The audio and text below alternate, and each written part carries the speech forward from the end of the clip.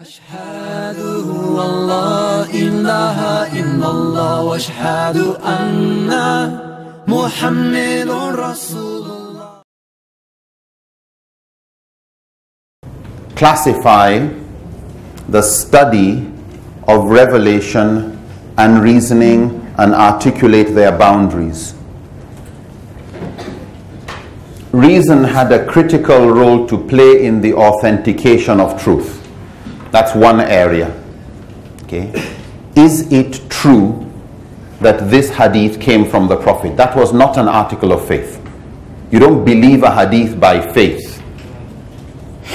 Okay. You believe it comes from the Prophet because you have been reasonably convinced.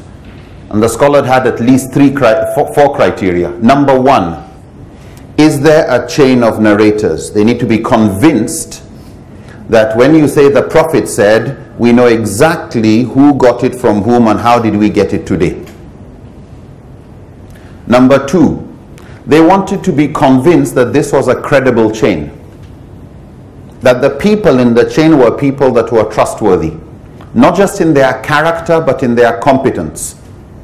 So if a hadith was narrated by somebody and it was something to do with business, and they knew the person narrating the hadith had experience in business, they would consider that hadith stronger than a hadith that seems to contradict it, but it was narrated by somebody who had no background in business. Because they take it that this person would be a more reliable transmitter than somebody who was not in that field.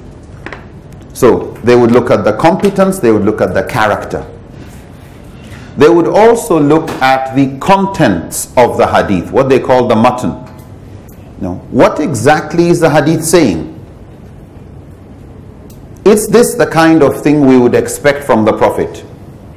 When we know all the other teachings of the Prophet, if this hadith seems to be teaching injustice, then we cannot attribute this to the same Prophet. We would need stronger evidence. But just the fact that it contradicts stronger evidence, they would drop it aside. Then they would look at the number of chains. You say the Prophet said, only you. The Prophet was around and was a prophet for 23 years or so. Only you know he prayed like that? Only you knew he said that? Is there anybody else who can corroborate that? The more the chains of independent narrators, the stronger the hadith became. If it was only one chain, particularly during the first 3 centuries, or the first 3 generations, I should say, the Sahaba, the Tabi'een, and those who came before them, that is the companions of the Prophet, the successors, and those who followed after them. If there seems to be just one individual in the whole line, or no more than one, at any point in the line, they would call that kind of a hadith, hadith garib. If they had up to 2 people, 2 corroborating witnesses, they would call it aziz. If they had 3 or more, they would call it mashhur. If they had so many chains that there was no doubt it was authentic and it was reasonably impossible for people to connive or collaborate and fabricate, where they were absolutely certain, they would call such hadith mutawatir. So you had this whole field where people wanted sufficient, convincing, reasonable evidence that they were dealing with revelation. In our terminology, these scholars didn't want to have faith in a doctor's prescription if they were not sure the prescription came from the doctor. Reasoning was not challenging the doctor. Reasoning was to confirm, is this really from the doctor? If there was no doubt a prescription came from Allah, if there was no doubt a prescription came from the Prophet ﷺ, if there was no doubt a prescription came from the doctor, you don't challenge the doctor. No problem, we'll follow. But if there was any doubt, then it didn't become binding. And we will look at how they handled evidence where there was doubt. So reasoning played an important role in the authentication of truth and its credibility. Reason played an important role in the meaning and the implication of revelation, because The language of revelation was human language. It followed human grammar. It used metaphor. It used allegory. It used hyperbole. So do you take this literally or not? This statement, is it to be taken as when it says you should do something? When you are taking a business loan, the Quran says you should put it in writing, faktubuhu. Is that you should do it because it's compulsory, or you should do it because it is encouraged? Which one? There's a big difference. One, if it's compulsory, there's a sin for not doing it. If it's encouraged, there's no sin for not doing it. But the Quran goes into it. Whether the amount is large or small, get 2 witnesses, 2 men, or one man and two women. Going into detail. Do we have to? Or is it just a recommendation? Scholars would like to understand the meaning and implication by looking at other verses, looking at how it was understood in the hadith. Was it practiced at the time of the Prophet ﷺ? How did the Sahaba understand this? Another area was to find the wisdom and the higher intents of the law. What's the benefit? What's the objective? What purpose is it trying to fulfill? Alcohol is prohibited. Why? What's the problem with alcohol? Intoxication. Are you sure? If that's a problem, then should we as Muslims have a problem with cocaine and heroin when the Quran is silent about that?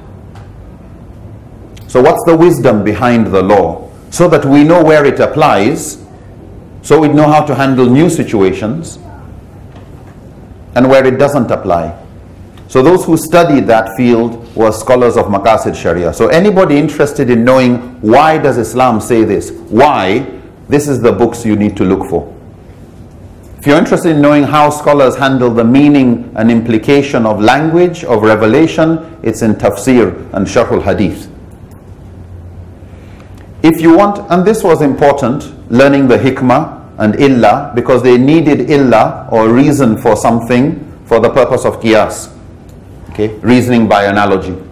And we will come to this when we look at why scholars had a problem. They had no problem with organ transplant,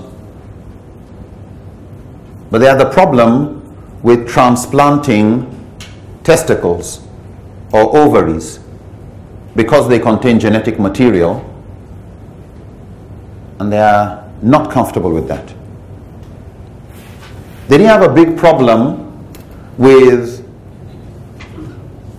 test tube babies and artificial insemination and all these type of things, but they insisted it must be between legally married couples. But if the Quran and Sunnah is silent on this, how do they get to that kind of judgment? With what degree of certainty? And this is where scholars look at what are they really certain about regarding the wisdom and the intents. What are they less certain about? What is pure speculation? Reason played an important role in the application of all of this in changing contexts. And those who handle the subject of, all right, so at the end of all of this, what are you saying? Are you saying it's haram or fard, or what are you saying? What's the fatwa going to be? Those who studied the construction of fatwas, the construction of verdicts, the field and the methodology of ijtihad were scholars who were involved in usulul fiqh and the qawaid, the maxims. These maxims summarized what Islam stood for. And we will come to them. So here, reasoning played a very critical role to establish a methodology of the interaction between reason and revelation. And lastly, reason played a role in the defense of truth by coming up with superior reasoning. when you are going to defend the idea of God exists, there's only one God. When God says, worship me alone, no other, does God have an ego problem? Is that what it is? Or is there a good reason why a doctor will tell you, I am a doctor? Don't listen to anybody else when he knows there's no other doctor. Would that be an ego problem on the side of the doctor? Or is that actually compassion that the doctor solves your confusion by letting him know your qualifications and letting him know his attributes? So, in the area of defense of truth, superior reasoning, scholars develop the field of ilm al-kalam or ilm al-tawheed and mantiq, the whole field of rhetoric and logic. والله إله إلا الله واشهد أن محمد رسول الله